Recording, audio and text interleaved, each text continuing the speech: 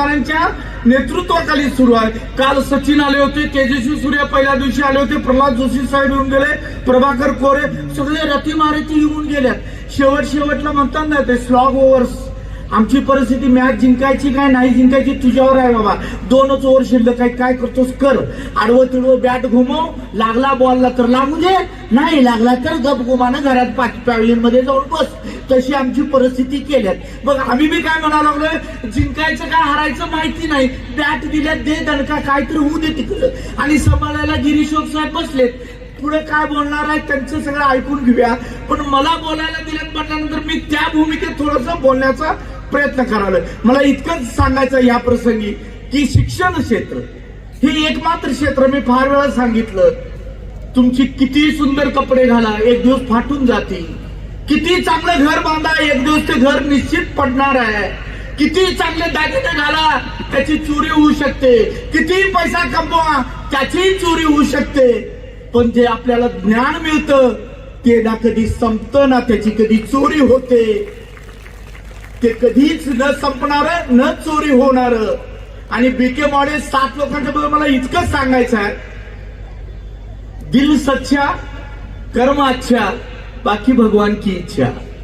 कारण त्यांनी मन स्वच्छ, त्यांचं हृदय स्वच्छ होतं, चांगलं होतं, त्यांनी काम चांगलं केलं, जे काय आता घडतंय ती देवाची इच्छा आहे।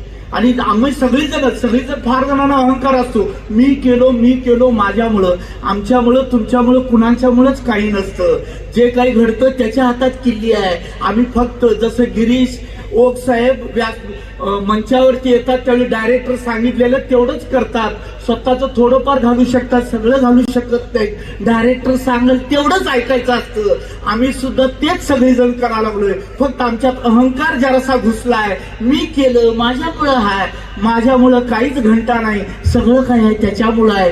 2 वर्ष करोनानं दाखवून दिले बाबा तुझ्या हातात काहीच नाही, चौघं खांद्यावर घेऊन मिळाले तर तुझं नशीब, नाहीतर करोना वेळी बघितलंय कोण कुठं नेऊन कुठं ठेवला आणि काय केला कुणालाच समजलं नाही। त्यामुळे तो अहंकार कुणीच बाळगू नये, सगळं काय आहे त्याच्या हातामध्ये आहे, त्याच्या इशाऱ्यावरती आम्हाला जगायचंय, जीवन जगायचं, पुढे जायचं।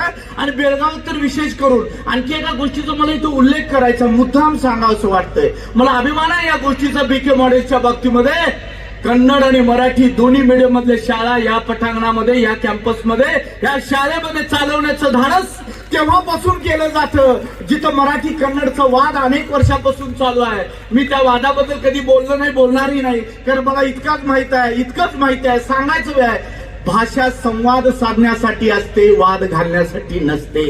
संवाद साधायचा आहे, ಯಾವ್ದು ಭಾಷೆ ಮಾತಾಡ್ತೀರಿ ಏನಾಗೋದಿತ್ರಿ, ಮನ್ಯಾಗ ನೀವು ಗೊಟ್ಟಿಗ್ಯಾಗ ನಿಮ್ಮ ಆಕಳು ಕಟ್ರಿ ಅಥವಾ ಹಾಲು ಕೊಡೋದು ಗೊತ್ತಾ, ಅದು ಯಾವಾಗೂ ಯಾರೇ ಹಿಂಡ್ತಾ ಇದಾರಂತ ವಿಚಾರ ಮಾಡಂಗಿಲ್ಲ, ನಾಯಿಗೆ ರೊಟ್ಟಿ ಹಾಕ್ರಿ ಅದು ನಿಮ್ ಬಾಗಲ ಕಾಯ್ತೈತಿ ಅದಕ್ಕೆ ಭಾಷೆ ಗೊತ್ತಿಲ್ಲ, ದಿವಸ ಸೂರ್ಯ ಬೆಳಗ್ಗೆ ಬಂದ ನಿಮ್ಗೆಲ್ಲಾರ್ಗಿ ಬೆಳಕು ಕೊಡ್ತಾನೋ ಅವ್ ವಿಚಾರ ಮಾಡಂಗಿಲ್ಲ, ಕನ್ನಡ ಇದಾನೋ ಮರಾಠಿ ಇದಾನೋ ಎಲ್ಲಾರ್ಗಿನೂ ಬೆಳಕು ಕೊಡುವಂತ ಕೆಲಸ ಸೂರ್ಯ ಕೂಡ ಮಾಡ್ತೈತಿ।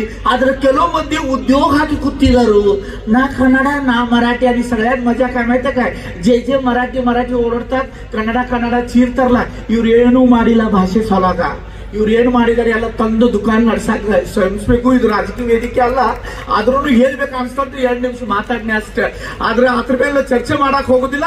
ನಾವ್ ಎಲ್ಲರೂ ಕೂಡಿ प्रीतीದಿಂದ ಇರೋಣ, विश्वासದಿಂದ ಇರೋಣ, ನಾವು ಒಂದು ಹೆಮ್ಮೆದಿಂದ एक गोष्ट मला मुद्दाम अभिमानाने इथं सांगायची आहे, मी कोल्हापुरात जन्मलो, इथं शिकायला आलो, ही माझी कर्मभूमी आहे, मला इथं अभिमानाने सांगावंसं वाटतं, मला कोल्हापूर बद्दल अभिमान आहे, ती माझी आई आहे, ज्या मातीत जन्मलो, ज्या मातीनं मला वाढवलं, जिथं मी खेळलो बागडलो त्या मातेबद्दल मला अभिमान आहे। कारण कधी कधी वाटतं जर मला जन्म मिळाला असता बेळगाव सारख्या शहरामध्ये, ज्या शहरात मराठी कन्नड हिंदी इंग्लिश 4ही भाषा प्रेमानं एकत्र राहतात, तिथं जर जन्मला असतो काय काय करता आलं असतं। आणि का हो मला संस्कृत येऊ नये, का हो मला तेलुगू येऊ नये, तमिळ येऊ नये, गुजराती येऊ नये, सगळ्या भाषा आल्या तर बिघडलं कुठं, सगळं शिकण्याची क्षमता आमच्याकडे असली पाहिजे। कारण शिक्षण सरस्वती मंदिरात आम्ही तुम्ही बसलो, ह्या मंदिरात माणसं घडवण्याचं काम होतं, की भाषा कुठली महत्वाचं नाही, तुम्ही कन्नड शिका, तुम्ही मराठी शिका, आणि तुम्ही कन्नड व्हा किंवा मराठी व्हा, त्याच्या अगोदर चांगला माणूस व्हा, तुम्ही आपोआप कन्नडी व्हाल आणि तुम्ही आपोआप मराठी व्हाल। आणि ते काम, आणि मी का अविनाश साहेबांचा उल्लेख सुरुवातीला केला,